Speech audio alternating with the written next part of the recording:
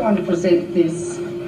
It's produced by the New York Academy of Sciences, and it's a report on Chernobyl. Can be downloaded. They translated 5,000 articles from Russian for the first time into English.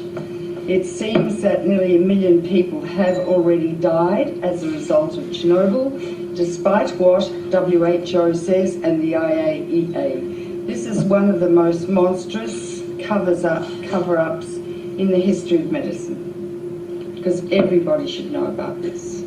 Then we extrapolate through to Japan.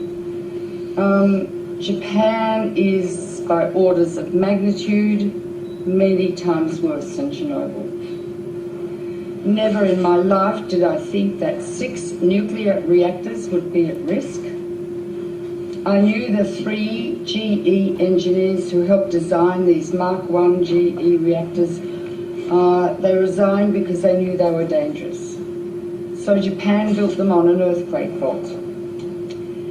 The reactors partially withstood the earthquake, but the tsunami, but the external electricity supply was cut off, and the external electricity supply supplies the cooling water 1 million gallons a minute to each of those 6 reactors.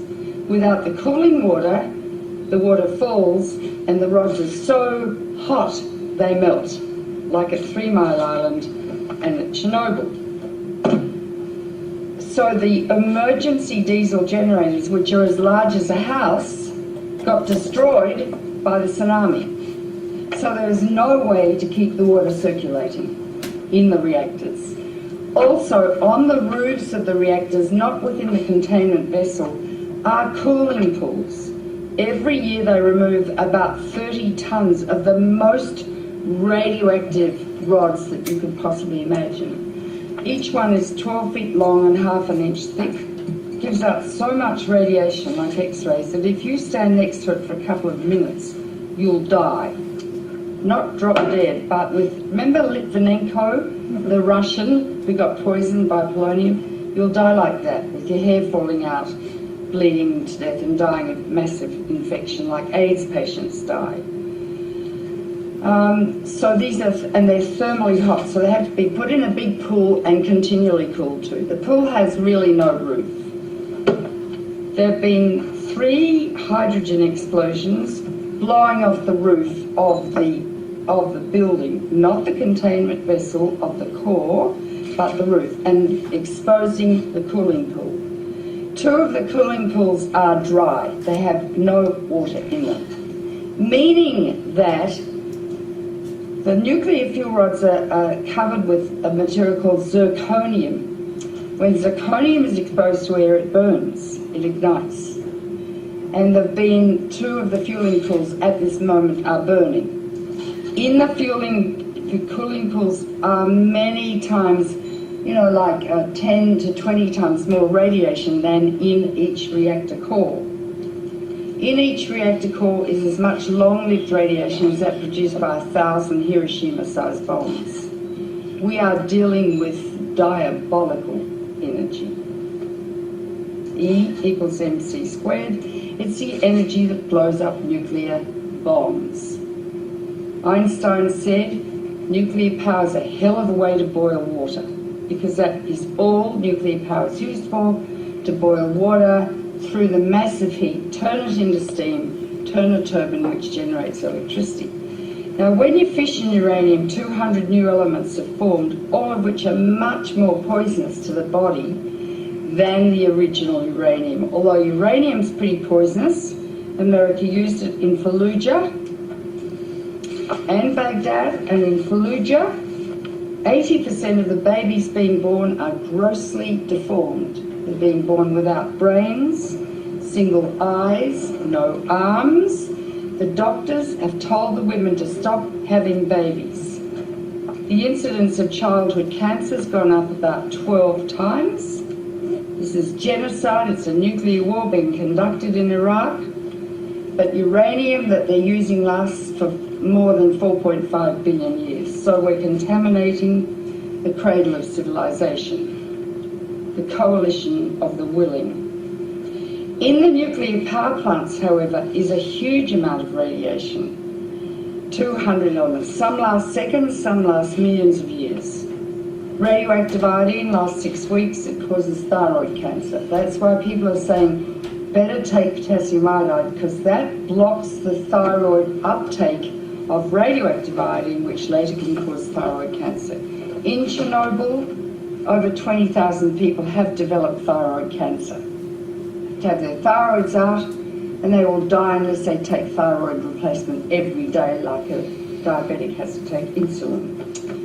Strontium-90 will get out. It lasts for 600 years. It goes to the bone where it causes bone cancer or leukemia. Cesium lasts for 600 years. It's all over Europe.